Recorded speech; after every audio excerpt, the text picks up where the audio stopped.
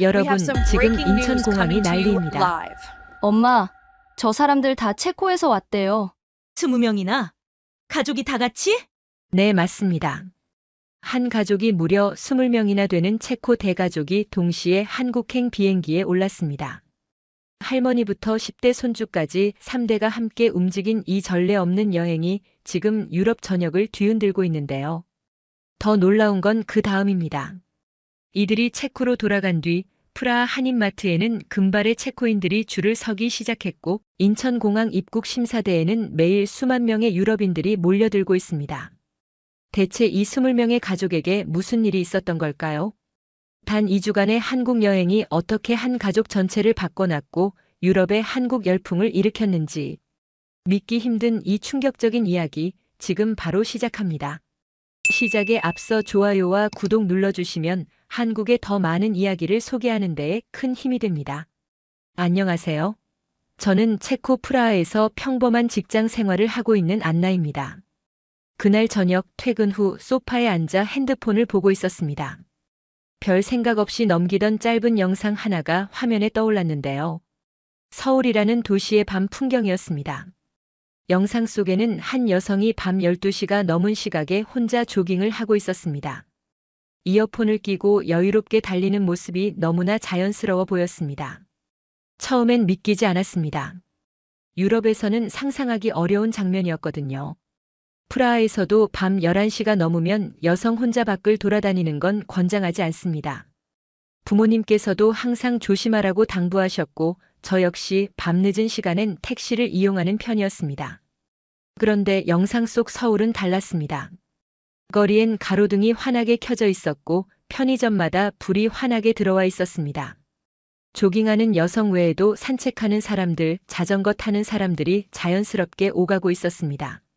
마치 나처럼 활기찬 밤거리였습니다. 댓글을 읽어봤습니다. 한국에서는 새벽에도 편의점에서 따뜻한 음식을 먹을 수 있다는 내용이었습니다. 24시간 운영되는 가게가 거리 곳곳에 있고 밤늦은 시간에도 배달 음식을 시켜 먹을 수 있다는 얘기도 있었습니다. 정말 그런 나라가 있을까 싶었습니다. 호기심이 생겨서 가족 단톡방에 그 영상을 올렸습니다. 우리 가족은 3대가 함께 모여 사는 대가족입니다. 할아버지 할머니부터 시작해서 부모님, 삼촌 가족, 이모 가족까지 합치면 20명이 넘습니다. 명절이나 주말이면 자주 모이는 편이라 가족 단톡방이 항상 활발한 편입니다. 영상을 올리자마자 반응이 왔습니다. 가장 먼저 반응한 건 16살 조카였습니다. 한국 드라마를 즐겨보는 아이라 한국에 관심이 많았거든요. 영상이 진짜냐고 물었고 저도 잘 모르겠다고 답했습니다. 그날 저녁 가족들이 할머니 댁에 모였습니다. 원래는 할아버지 생신 준비를 위한 모임이었는데 자연스럽게 한국 얘기가 나왔습니다. 60대 부모님 세대는 회의적이었습니다. 아시아 국가들은 아직 개발도상국이라는 인식이 강하셨거든요. 위험하지 않겠냐는 걱정도 많으셨습니다. 하지만 젊은 세대는 달랐습니다. 조카들은 K-팝 음악을 즐겨 듣고 있었고 삼촌은 삼성전자 제품을 쓰고 계셨습니다. 제 동생은 한국 화장품을 직구로 사서 쓰고 있었습니다. 우리가 생각했던 것보다 한국은 이미 우리 생활 가까이에 와 있었습니다. 그때 할아버지께서 말씀하셨습니다. 요즘 체코 물가가 너무 올랐다는 얘기였습니다. 유럽 내에서 여행을 다녀도 비용이 만만치 않다는 것이었습니다. 삼촌이 인터넷으로 항공권 가격을 검색해봤는데 놀랍게도 한국행 비행기 표가 스페인이나 이탈리아 가는 것과 비슷한 가격이었습니다. 숙박비와 식비를 알아보니 더 놀라웠습니다. 서울의 호텔 가격이 파리나 로마보다 저렴했습니다. 식당 물가도 합리적이었습니다. 게다가 대중교통 요금은 유럽의 절반 수준이었습니다. 경제적으로 따져봐도 한국 여행이 크게 부담스럽지 않았습니다. 할머니께서 제안하셨습니다. 그럼 모두 함께 가보는 게 어떻겠냐고 말씀하셨습니다. 우리 가족이 함께 여행을 떠난 지도 20년이 넘었습니다. 조카들이 어렸을 때 이후로는 각자 바빠서 함께 모일 기회가 없었거든요. 20명이 동시에 움직인다는 게 쉬운 일은 아니었습니다. 일정을 맞추는 것도 문제였고 항공권을 20장이나 예매하는 것도 만만치 않았습니다. 하지만 가족들은 적극적이었습니다. 각자 휴가를 조정하고 학교에 결석계를 내고 일정을 맞춰 나갔습니다. 2달 동안 준비를 했습니다. 한국에 대해 알아볼수록 놀라운 점이 많았습니다. 인터넷 속도가 세계에서 가장 빠르다는 사실, 대중교통 시스템이 매우 발달했다는 점, 의료 시스템이 선진적이라는 내용들이 계속 나왔습니다. 하지만 여전히 반신반의했습니다.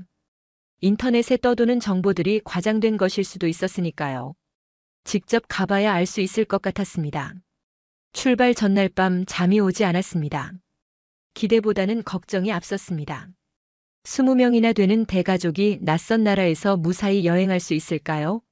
언어도 통하지 않을 텐데 괜찮을까요? 할아버지 할머니께서 오랜 비행을 견디실 수 있을까요? 하지만 동시에 설렘도 있었습니다. 그 영상 속 밤거리가 정말 안전한지 확인해보고 싶었고 24시간 편의점이 정말 그렇게 편리한지 경험해보고 싶었습니다. 무엇보다 가족 모두가 함께 떠나는 여행이라는 것 자체가 특별했습니다. 그렇게 저희 20명은 한국행 비행기에 올랐습니다. 그때만 해도 몰랐습니다. 이 여행이 우리 가족의 인생을 바꿔놓을 거라는 사실을 말입니다.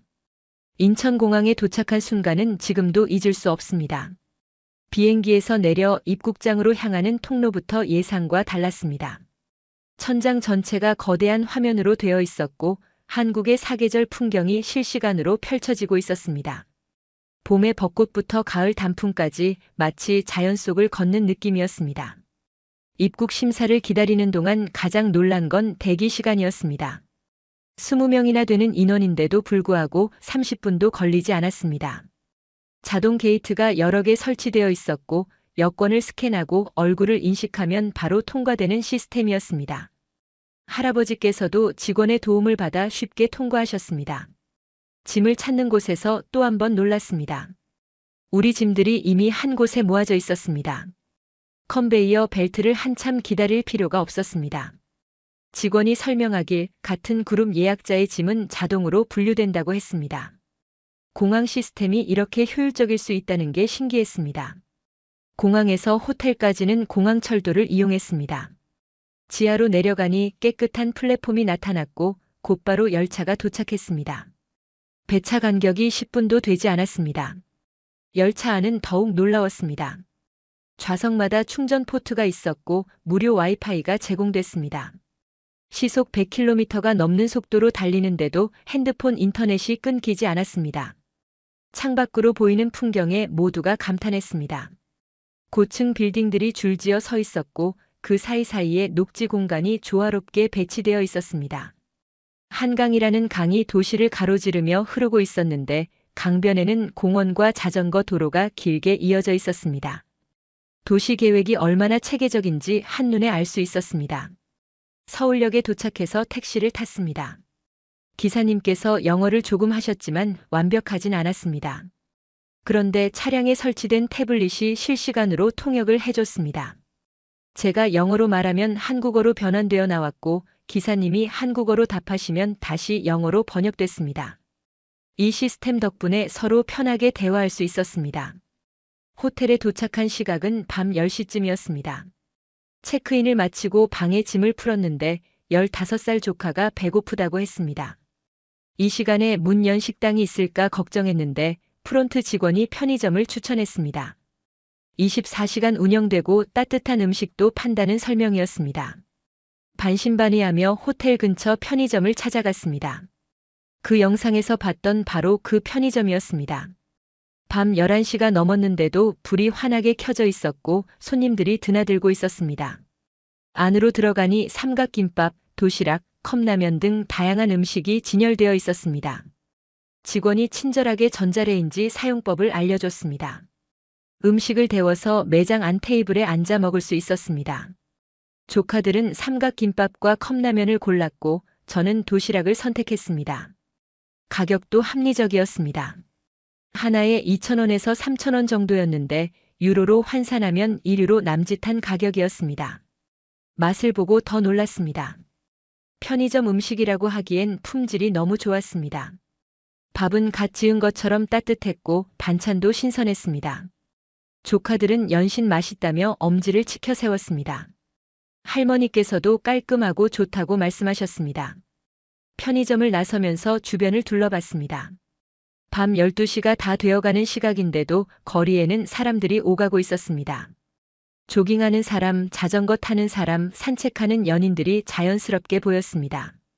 가로등이 밝게 켜져 있었고 곳곳에 설치된 보안 카메라가 안전을 책임지고 있었습니다. 조카들이 좀 더 걸어보고 싶다고 했습니다. 부모님께서는 걱정스러운 표정이었지만 프론트 직원이 이 동네는 매우 안전하다고 장담했던 말이 떠올랐습니다. 결국 30분 정도 호텔 주변을 산책하기로 했습니다. 놀라운 경험이었습니다. 밤거리를 걷는 동안 단 한 번도 불안함을 느끼지 못했습니다. 오히려 자유로웠습니다. 체코에서는 상상할 수 없는 풍경이었습니다. 공원에는 벤치마다 사람들이 앉아 쉬고 있었고 편의점 앞에서는 젊은이들이 음료수를 마시며 이야기를 나누고 있었습니다. 호텔로 돌아오는 길에 모두가 같은 생각을 하고 있었습니다. 한국이 정말 다른 나라라는 것을 말입니다. 첫날부터 기대 이상이었습니다. 다음 날 아침 일찍 일어났습니다. 시차 적응이 덜 되어 새벽 5시에 눈이 떠졌습니다. 창밖을 보니 벌써 거리에 사람들이 보였습니다. 운동하러 나온 사람들, 출근하는 사람들로 도시가 깨어나고 있었습니다. 할아버지께서도 일찍 일어나셨습니다. 함께 호텔 근처를 산책하기로 했습니다. 아침 공기가 상쾌했습니다. 걷다 보니 작은 공원이 나타났는데 어르신들이 모여서 운동하고 계셨습니다. 할아버지께서 관심 있게 지켜보셨습니다. 한 어르신이 다가와 인사를 건네셨습니다. 영어를 못하셨지만 몸짓으로 함께 운동하자고 권유하셨습니다. 그날은 지하철을 이용해 시내 관광을 하기로 했습니다. 20명이 함께 움직이려니 택시를 여러 대 타는 것보다 지하철이 효율적이었습니다. 호텔에서 가장 가까운 역까지 걸어갔는데 입구를 찾기가 쉬웠습니다.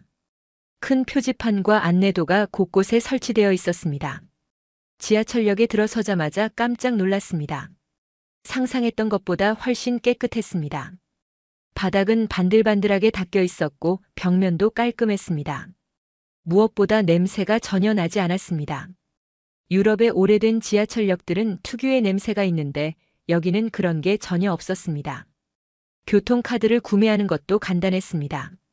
자동 판매기가 여러 언어를 지원했고 화면 안내에 따라 쉽게 살 수 있었습니다. 20명 몫을 한꺼번에 충전했는데 기계가 빠르게 처리했습니다. 플랫폼으로 내려가니 스크린도어가 설치되어 있었습니다. 안전을 위한 장치였습니다.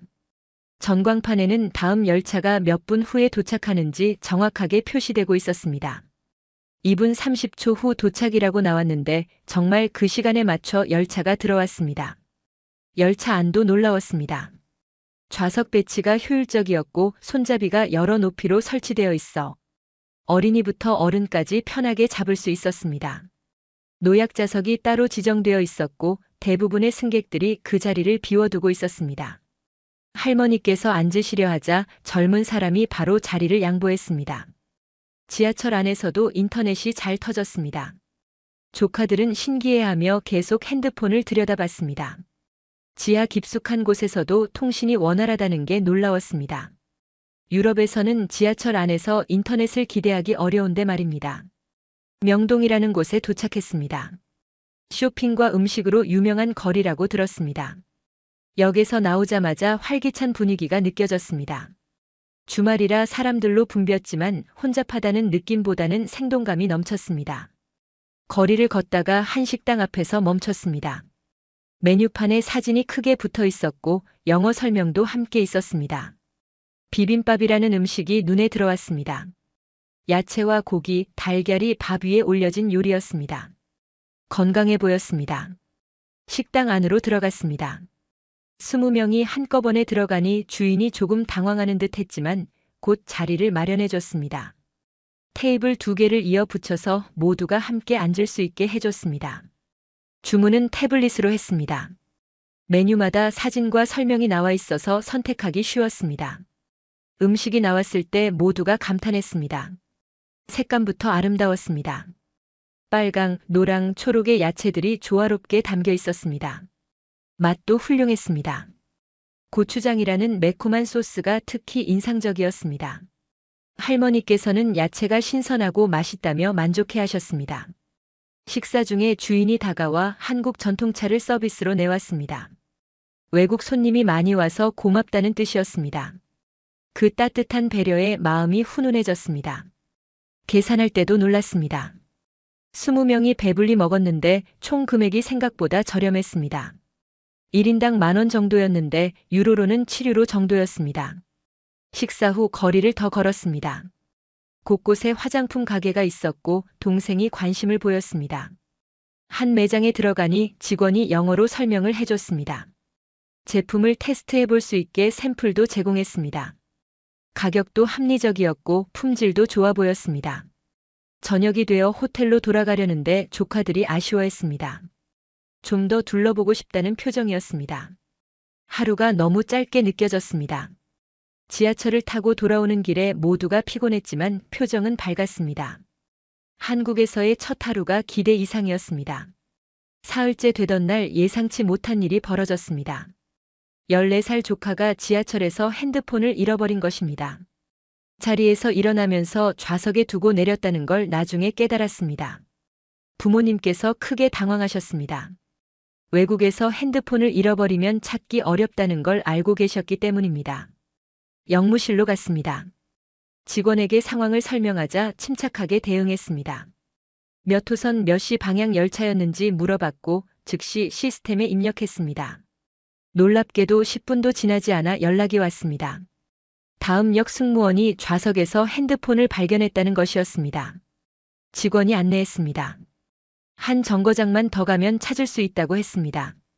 정말로 다음 역에 도착하니 역무실에 핸드폰이 보관되어 있었습니다. 신분증을 확인하는 간단한 절차만 거치고 바로 돌려받았습니다. 조카는 너무 기뻐했고 부모님께서도 안도의 한숨을 쉬셨습니다. 더 놀라운 건 그 다음이었습니다. 직원이 이런 일이 자주 있다며 웃었습니다.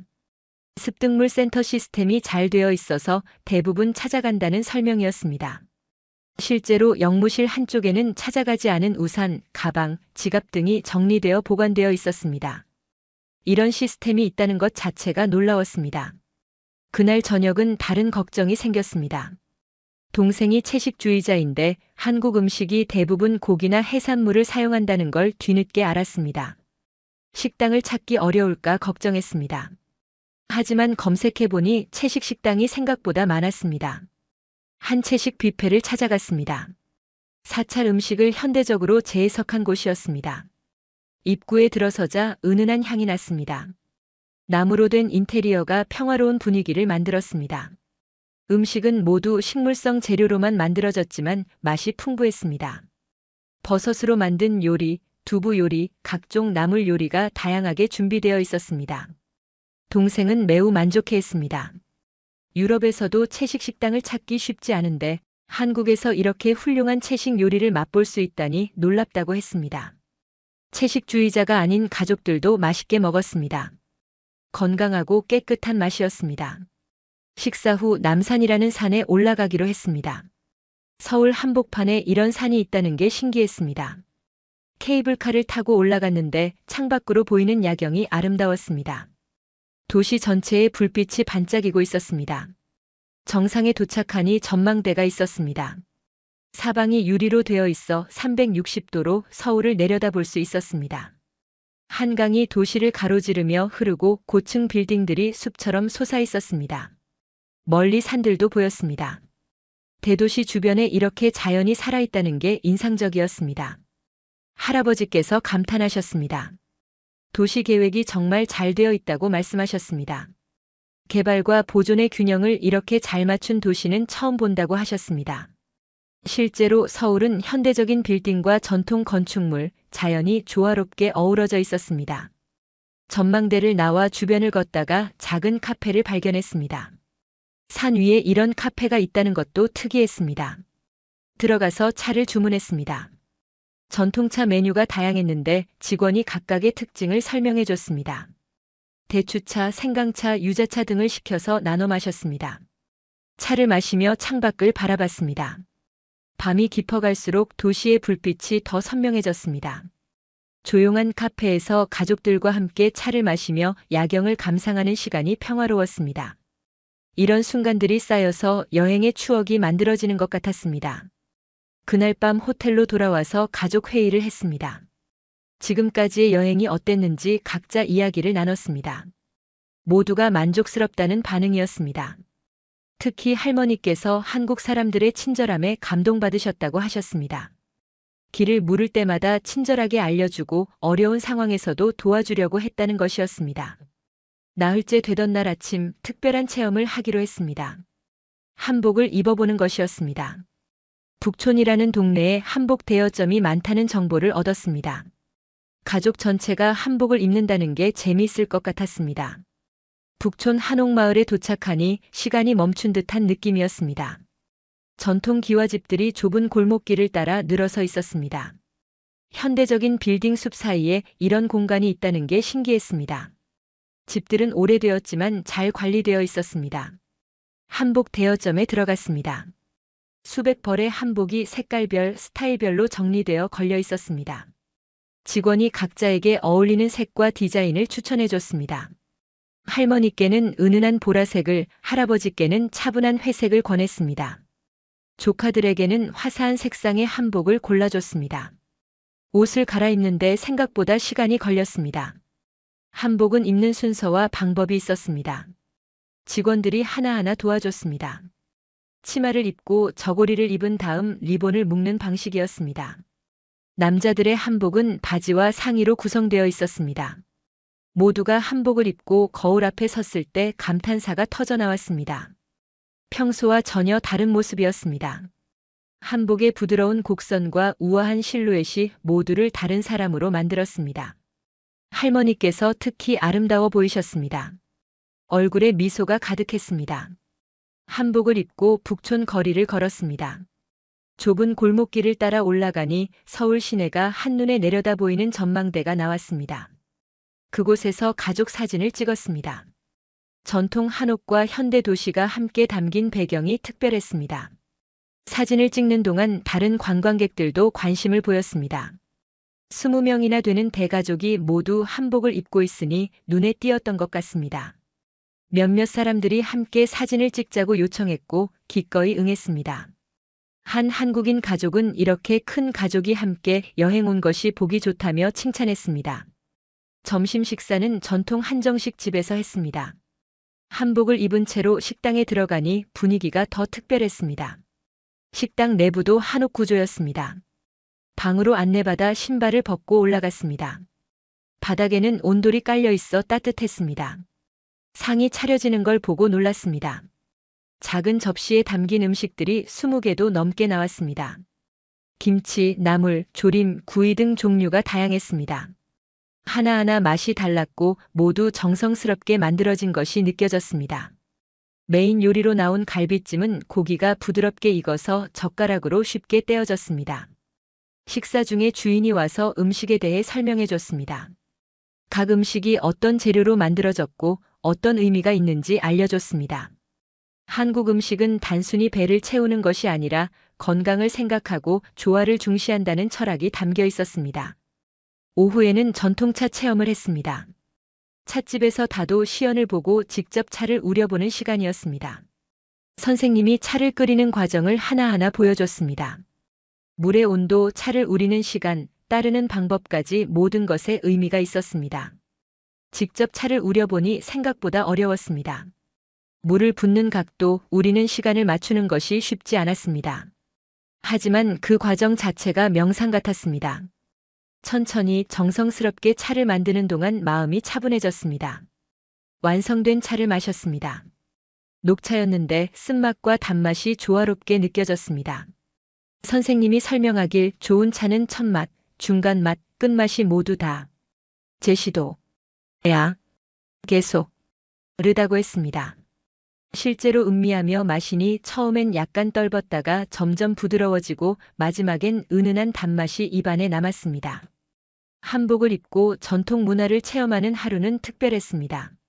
한국이 현대적인 면만 있는 게 아니라 깊은 역사와 전통을 소중히 여긴다는 걸 알 수 있었습니다. 더 인상적이었던 건 그 전통이 박물관에만 있는 게 아니라 사람들의 일상 속에 살아 숨쉰다는 점이었습니다. 저녁 때 한복을 반납하고 현대복으로 갈아입었습니다. 하지만 그날의 경험은 오래 기억에 남을 것 같았습니다. 조카들도 계속 사진을 들여다보며 즐거워했습니다. 할머니께서는 한복이 너무 예뻐서 집에 가져가고 싶다고 하셨습니다. 여섯째 날 이른 아침 갑작스러운 일이 벌어졌습니다. 할아버지께서 가슴 통증을 호소하신 겁니다. 평소 혈압이 높으신 편이라 걱정이 됐습니다. 바로 119에 전화를 걸었습니다. 영어 통역 서비스가 연결됐고 상황을 설명하자 구급차가 오고 있다는 답변을 들었습니다. 놀라운 건 도착 시간이었습니다. 전화를 끊고 채 5분도 지나지 않아 구급차가 호텔 앞에 도착했습니다. 구급대원 2명이 들것과 응급 장비를 들고 올라왔습니다. 신속하고 전문적인 모습이었습니다. 할아버지의 혈압과 맥박을 재고 간단한 검사를 했습니다. 병원으로 가야 한다는 판단이 내려졌습니다. 구급차에 할아버지와 할머니 그리고 제가 함께 탔습니다. 구급차 안에는 최신 의료 장비가 갖춰져 있었습니다. 이동하는 동안에도 계속 상태를 체크했고 병원에 미리 연락해서 준비시켰습니다. 병원 응급실에 도착하니 의료진이 대기하고 있었습니다. 바로 검사실로 이동했고 심전도와 혈액 검사가 진행됐습니다. 모든 과정이 빠르고 체계적이었습니다. 외국인이라는 이유로 차별받거나 뒤로 밀리는 일이 전혀 없었습니다. 다행히 큰 문제는 아니었습니다. 여행 피로와 시차 적응으로 인한 일시적 증상이라는 진단이 나왔습니다. 의사 선생님이 영어로 자세히 설명해 줬습니다. 약을 처방받고 하루 정도 안정을 취하면 괜찮을 거라고 했습니다. 걱정됐던 건 비용이었습니다. 해외 여행자 보험이 있긴 했지만 응급실 이용과 각종 검사 비용이 얼마나 나올지 막연했습니다. 수납 창구에서 계산서를 받았는데 예상보다 훨씬 저렴했습니다. 구급차 이용료, 응급실 진료비, 검사비를 모두 합쳐도 30만 원 정도였습니다. 유로로 환산하면 200유로 남짓이었습니다. 직원이 설명하길 한국은 의료비가 합리적인 편이라고 했습니다. 건강보험 제도가 잘 되어 있어서 내국인은 더 저렴하게 이용한다고 했습니다. 외국인도 여행자 보험만 있으면 대부분 환급받을 수 있다는 안내도 해줬습니다. 병원을 나오며 안도했습니다. 외국에서 응급 상황이 생기면 어떻게 하나 걱정했는데 이렇게 신속하고 전문적으로 대응받을 수 있다는 게 놀라웠습니다. 의료 시스템이 정말 선진적이라는 걸 직접 경험한 순간이었습니다. 호텔로 돌아와 할아버지께서 침대에 누우셨습니다. 처방받은 약을 드시고 쉬셨습니다. 가족들이 모두 걱정스러운 표정으로 지켜봤습니다. 하지만 저녁 무렵 할아버지께서 많이 회복되셨습니다. 안색도 좋아지시고 식사도 하셨습니다. 다음 날 아침 할아버지께서 괜찮다고 하셨습니다. 여행을 계속하고 싶다고 말씀하셨습니다. 하지만 무리하지 않기로 했습니다. 격한 일정 대신 느긋하게 쉬면서 가벼운 산책 정도만 하기로 계획을 수정했습니다. 그날 오후 호텔 근처 작은 공원을 산책했습니다. 할아버지께서 천천히 걸으시며 주변을 둘러보셨습니다. 공원은 잘 조성되어 있었습니다. 벤치마다 사람들이 앉아 쉬고 있었고 아이들이 뛰어놀고 있었습니다. 평화로운 풍경이었습니다. 벤치에 앉아 쉬는데 한 할머니가 다가오셨습니다.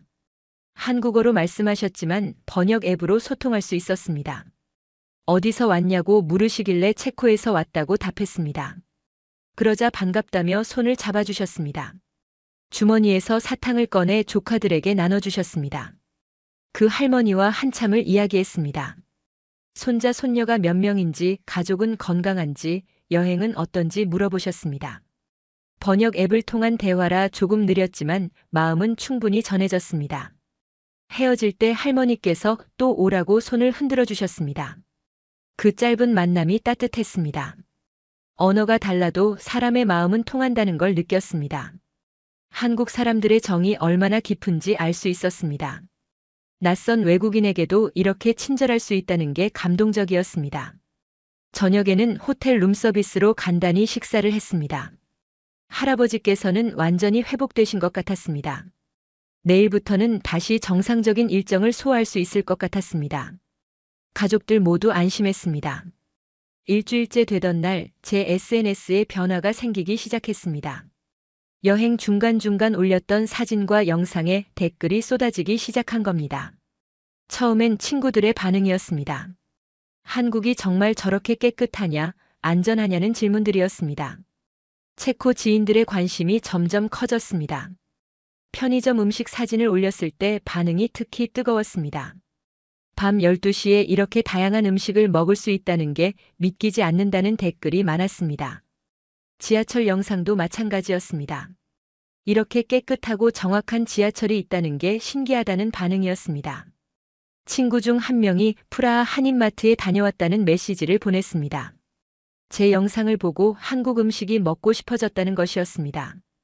김치와 라면을 샀다고 했습니다. 다른 친구도 한국 드라마를 찾아보기 시작했다고 했습니다. 동생은 직장 동료들에게서 계속 질문을 받는다고 했습니다. 한국 여행 준비는 어떻게 하는지, 비용은 얼마나 드는지, 안전한지 등등이었습니다. 몇몇 동료는 이미 항공권을 알아보고 있다고 했습니다. 우리 여행이 생각보다 많은 사람들에게 영향을 주고 있었습니다. 체코로 돌아가기 전날 밤 가족 회의를 했습니다. 20명이 한자리에 모여 앉았습니다. 이번 여행에 대해 각자 느낀 점을 나눴습니다. 할아버지께서 먼저 말씀하셨습니다. 이렇게 잘 정돈되고 안전한 나라는 처음 본다고 하셨습니다. 사람들도 친절하고 시스템도 훌륭하다고 평가하셨습니다. 할머니께서는 음식이 정말 맛있었다고 하셨습니다.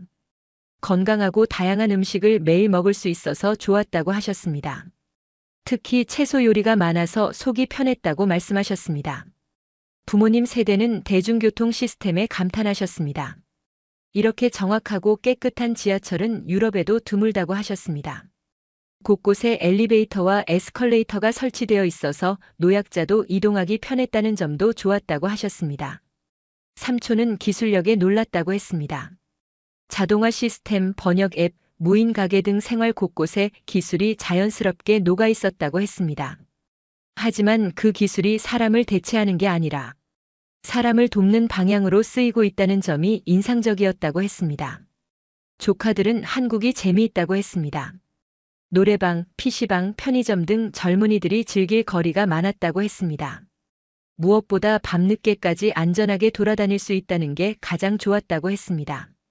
저는 한국 사람들의 친절함이 가장 기억에 남는다고 말했습니다. 길을 물으면 가던 길을 멈추고 알려주고 어려운 상황에서 도움을 주려고 했던 모습들이 따뜻했습니다. 외국인에 대한 배려도 느낄 수 있었습니다. 모두가 동의한 건 다시 오고 싶다는 것이었습니다. 2주가 너무 짧았습니다. 더 많은 곳을 보고 싶었고 더 많은 경험을 하고 싶었습니다. 누군가 내년이 아니라 올해 안에 다시 오자고 제안했고 모두가 찬성했습니다. 그날 밤 짐을 싸며 아쉬움이 밀려왔습니다. 한국에서 보낸 2주가 꿈 같았습니다. 처음 영상을 봤을 때만 해도 반신반의했는데 실제로 와보니 영상보다 더 좋았습니다. 안전하고 깨끗하고 편리한 나라였습니다. 인천공항에서 출국 수속을 밟는 순간이 가장 아쉬웠습니다. 돌아가기 싫었습니다. 조카들도 계속 아쉬워했습니다.